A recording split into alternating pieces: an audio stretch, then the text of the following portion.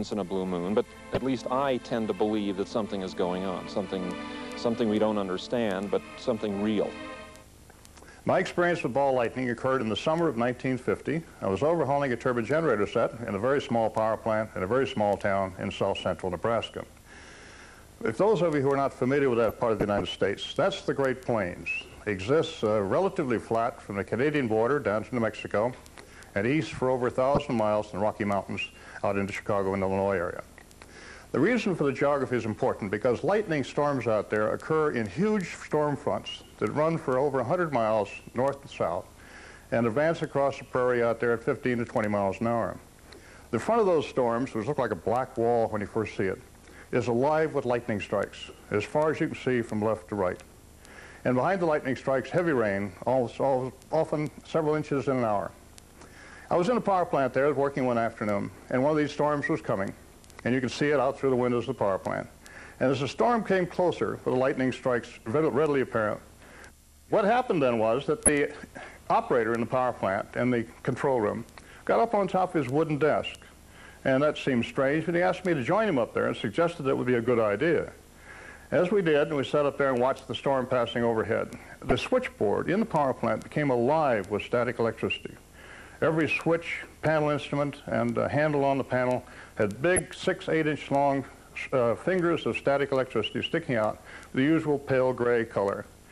At the same time, I happened to notice out of the corner of my eye, on one of the large copper switches on one side of the control panel, there was a small ball about the size of a golf ball beginning to form on the switch itself.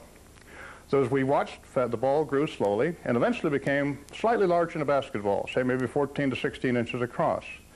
The surface was perfectly round, quite smooth. Inside were static discharges taking place inside this ball. At the time it came about that size, it separated from the switch and slowly drifted off. Since the windows were closed because of potential rain, there was no air currents. The ball moved very slowly around the room and drifted down toward the floor. As it touched the concrete floor of the power plant, it made a slight pop and grew a little smaller. It popped up in the air after that, drifted around a little more, again fell down toward the floor very slowly, and made another pop and got smaller. This was repeated over a period of several minutes while we watched. And finally, one last pop, it disappeared. As I said, this phenomenon was my contact with lightning. The heavy rain came soon after that. The operator and I got down off the desk as the static discharges faded away. And that was my experience with ball lightning. The operator said that it was the static discharges on the panel at the front of a storm were very common, occurred almost every time the storm went overhead. The ball lightning he had seen before, several times, so it was not, to him at least, anything more than a rarity. He said it always appeared the same, seemed to grow to about the same size. My feelings when I saw it was I was glad I was up on top of that desk.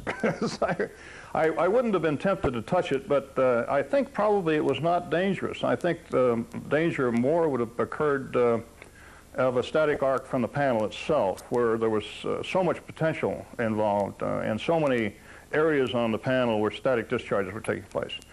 The ball itself seemed to be self-contained.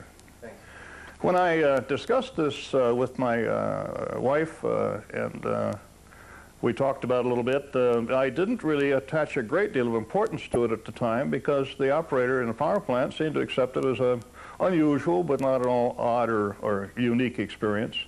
So I didn't have any feelings of awe that I had seen something rare and unusual. Later on, as my career progressed and I had a chance to talk to other people, I realized that it was not by any means a normal phenomenon. In 1990, after school around 3:30 in the afternoon, Maria was down at her friend's house, swimming, and all of a sudden I noticed the sun disappeared.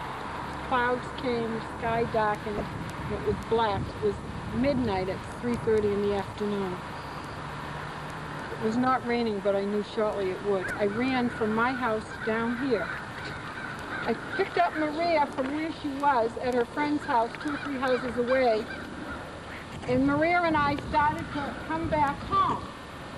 When we hit this area, come on, Maria, lightning struck the ground. The rain was torrential. The noise, the wind, everything was horrifying. The darkness. We looked over here, there were lightning striking the ground. I grabbed Maria by the wrist because I didn't want to lose her. I thought we were dead. I told her to run. The lightning was landing here and jumping. It was like landing and jumping vertically across the street in like rows of 10.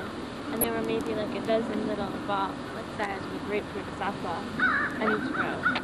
There were perhaps 10 rows. The balls were this size. They were white.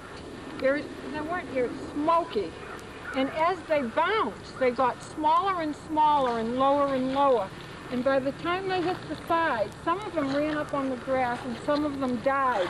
But in the meantime, I'm holding Maria's hand by the wrist, yelling at her to jump. I thought we were dead. Jump, Maria, jump. And she said, I landed on one and nothing happened. So we stopped momentarily and paused and perhaps stepped on another. We ran on home. It was frightening.